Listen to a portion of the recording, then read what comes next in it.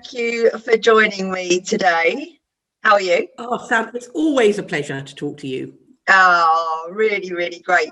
So just want to set the scene first, introduce myself in case you don't know me. I'm the event director for the PA show. And I thought it would be a great pleasure to interview Lucy, probably the most known figure in the executive community, and celebrate and talk about International Women's Day. So just let's start off. I hate asking you this, to introduce yourself, because I think everybody knows you, but do you want to just give a very quick introduction? Oh, thanks, Sam. Okay, so if you don't know me, I am the CEO of Marchant Publishing. We publish Executive Secretary magazine, soon to change brand, but watch this space. And we do training and events and, oh my goodness, basically we look after you. We get out there and we campaign on your behalf all over the world. Oh, great. And why don't you tell everyone how you're involved with the PA show? Oh, well, I've been involved with the PA show right since, where was it? 1987, I first started working in publishing. And 2 years after that, I went to work at the Times and worked on Times Creme. And Times Creme, of course, then became the Office show. And the Office show then became the PA show. So I've been involved right the way through. But this time round, I am going to be at the Keynote Theatre hosting the first day there. I'm going to be speaking, doing a keynote speech myself, and of course, supporting as always. Yes, absolutely. What does it mean to you, the PA show, and getting together? I mean, obviously, you know, been a year in lockdown, but being at an event in person and being at the PA show, what does that mean to you? Oh gosh, well, I think it's probably going to be the first in-person event that I do, actually. And it's been a year since I did my last event. Yesterday was the last event I did in Dubai. And so for me, it's just going to be amazing. You know, it was always the show where the industry met and gathered and was excited to see each other and found out what was new and looked for new suppliers, of course, but also where you could get really cost-effective education. And I've seen the program for this year and it's looking spectacular. So well done, you. Thank you. Thank you so much. Very excited. I can't wait to get back to meeting people in person. It's the thing that I've really missed the most, and networking and seeing everyone's faces and even meeting people that I've spoken to for ages but actually haven't met, although it feels like I have. So we are here celebrating International Women's Day, and you know, you inspire me, but I really wanted to delve in deeper with you. The theme this year is Each for Equal. What does that mean to you? Well, actually, right now, it's really interesting because I feel that the theme has kind of emerged around our ExecSec Live Global event, which is happening any second, which is very much the history of women in work and fighting for equality. And in fact, I interviewed yesterday ahead of Global a lady called Karen Nussbaum. Now, Karen Nussbaum was the lady that started the 9-to-5 movement. And I don't know about you, Sam, but I hadn't been aware until I saw an article quite recently from the BBC that the film 9-to-5 was actually built on a movement that had been happening for 10 years before that. And 50 years on, although they made an awful lot of difference in their time and, you know, for example, got things like pregnancy recognized for women and maternity leave and pensions and, you know, things that, well, in the States, actually, quite a lot of that still isn't there, but worldwide, it was an amazing movement. There is still so much that needs to be done. You know, they were campaigning then for against sexual harassment, and they were campaigning against racism in the workplace, and so many of the things that, you know, we're only just really starting to tackle properly now. And I was horrified, actually, to realize that it's only 100 years ago since women got the vote. And in the United States, there was an amendment that was tabled in 1923, which was the Equal Rights Amendment. And that amendment actually has still not gone through. Still not gone through. So women are still not part of the Constitution in the United States. And so much stuff really needs sorting out. But for assistants particularly, it could be horrifying to realize that it was 50 years ago that they were started campaigning for proper job descriptions and for assistants to be recognized as a proper part of the workforce and not just support, and all the things that we keep talking about. So for me, the other theme of International Women's Day this year is Choose to Challenge. And they were marching 50 years ago with placards saying raises, not roses, because in the States, there's a day called Administrative Professionals Day where all the admins get given flowers and chocolates and that kind of thing to recognize the work that they do. I think most assistants would prefer to be recognized 365 days of the year. So this year we're looking at recognition, not roses, and we're about to launch a campaign about that. So that's what International Women's Day for me is about this year. Oh, brilliant. And, you know, excited to hear that interview as well. That must have been really inspiring to which actually brings me on to my next question, and I'm sure the interview, you know, that inspired you. But talk to me about women who inspire you and what it is that inspires you about them. Oh gosh, so many women inspire me. Do you know what? I don't know about you, but I was one of those women that was brought up that women were deeply suspicious.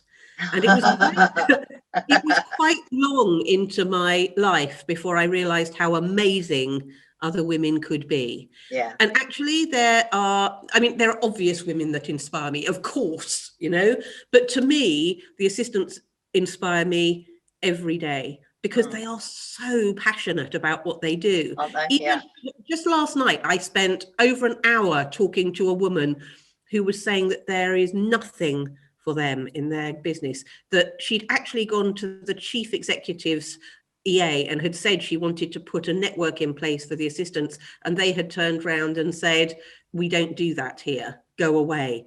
And she's fighting and she's putting together a business proposal, and she'd called me because she wanted details as to how she did that.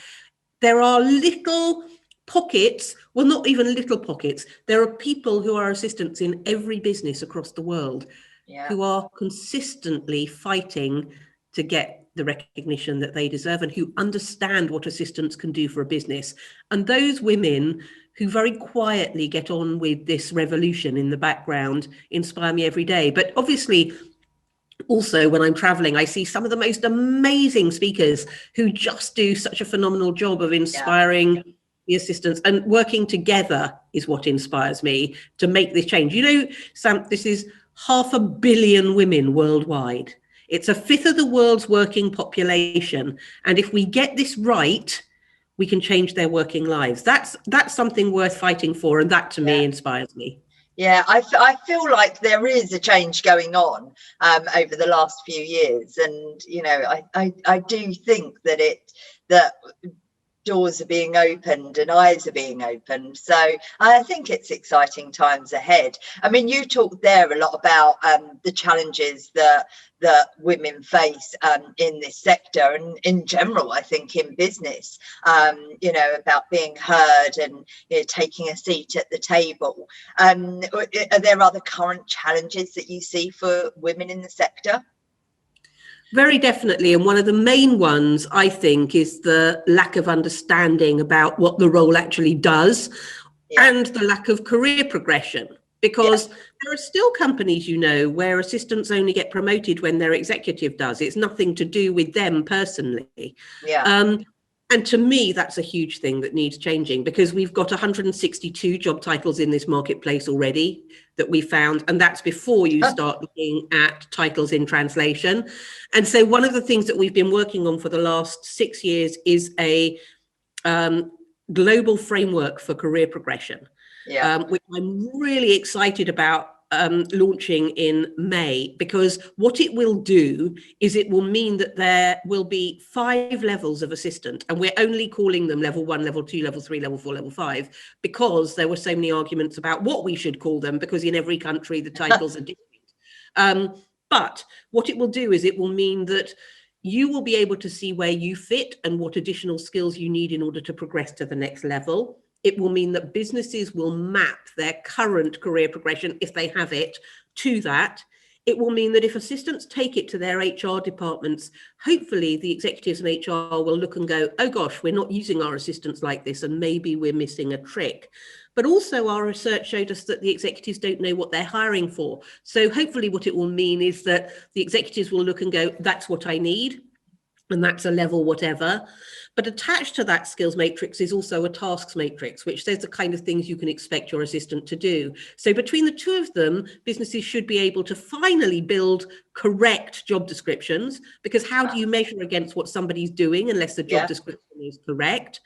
But also the other thing is, if you are an assistant then and you know you're a level 3, if you're applying for jobs, if you're going on training, whatever it is, you know exactly where you sit, and so does everybody else. So I think this is going to be a huge step forward to tackle a lot of the problems that there are with this profession at the moment. And please, this is a profession now, it isn't just absolutely, and that's what we promote at the PA show too.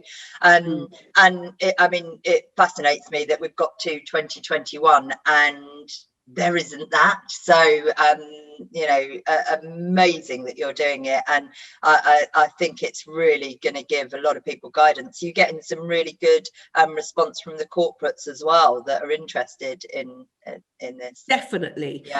It's actually come out from World Administrators Alliance, who I've been very involved with for the last 6 years. World Administrators Alliance is the equivalent of the G8 for assistants. So it meets every 2 to 3 years, and it's the heads of the associations and the leaders from around the world, and they meet and it's a working meeting. They talk about the things that are most important to the profession.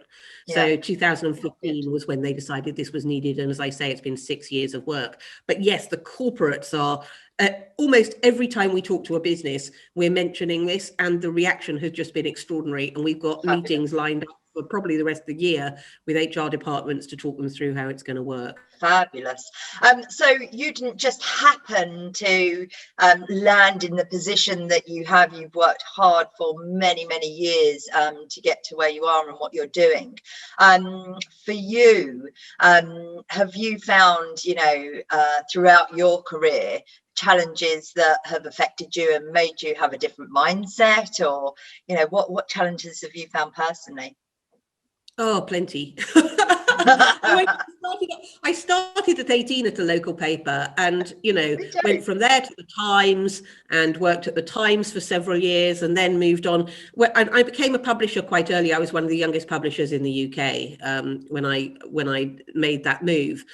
But I worked all in male areas. So, for example, I was group publisher of the engineering division for Centaur Publishing.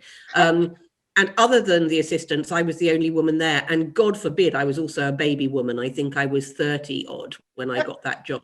Wow. And everybody else that worked there was older than God. They were all engineers who had been there writing forever. And I can remember one of the guys shuffling past me at 11 o'clock, actually, because he usually had far too much to drink by about 2 o'clock in the afternoon. So he was always late. And he came in one morning, he said, "I'm sorry, I'm late, sir. My legs were slow." That's what he said as he walked past me. But he was brilliant at his job, real baptism of fire. And actually, once they realised that I wasn't there to make the tea, and that actually I really did know what I was doing, we had a fabulous relationship. But many of the publishing divisions I worked in were all men and me. And I really had to prove myself again and again. And I always felt like I was slightly an outsider. And it's interesting because my publishing career started at Creme, so I understood this market. I actually worked on 9 to 5 magazine as well, which is bizarre because 9 to 5 magazine in London came off the 9 to 5 movement, which I was talking to Karen about yesterday. So it's almost like it kept calling me. And then I got given the magazine, which was at that point a newsletter, in 2003, and ran it as a newsletter until 2011, which is when I launched it properly. But, I left the last job that I worked in because it was just... I ended up having a breakdown. And by that, I don't mean gibbering in a corner. What I mean is I was just absolutely exhausted of trying to be everything to all people.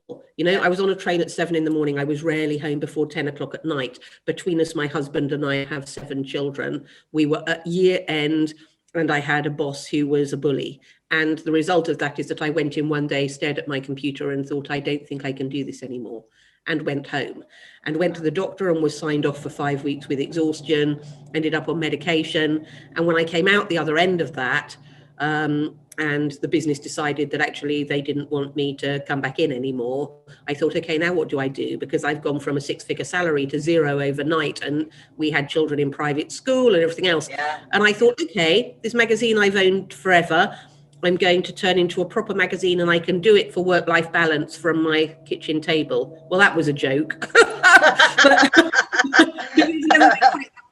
But actually doing things on my own terms.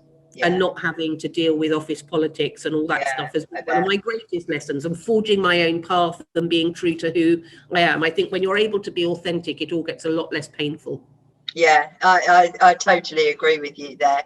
I know you do, you mentor other women and you lift people up, and I do, and I love that. We've spoke about it many a time, but why do you think that's important today, to lift other women up?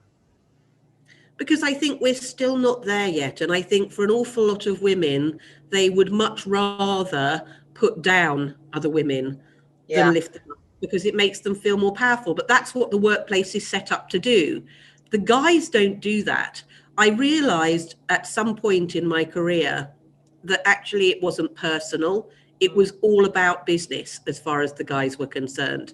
And therefore, if I just got my head into a position where I understood that, I would be fine. You know, we as women are taught that if you're fair, if you play nicely, you know, as children, and you share and you do things in the proper way, then everything is going to be great. And it's not like that in business. In business, it's about the money and it's about the bottom line. And they might like you and try and do what's nice for you, but actually the bottom line is that it's about the bottom line.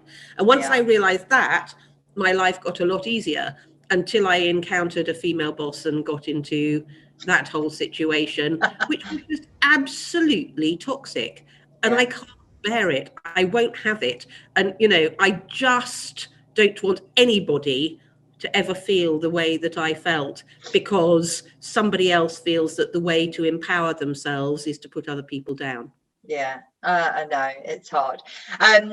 Okay, we're just coming to the end, and there's one thing. If there was a lesson that you could share, that if you knew then that you could have shared with your younger self, what would it be?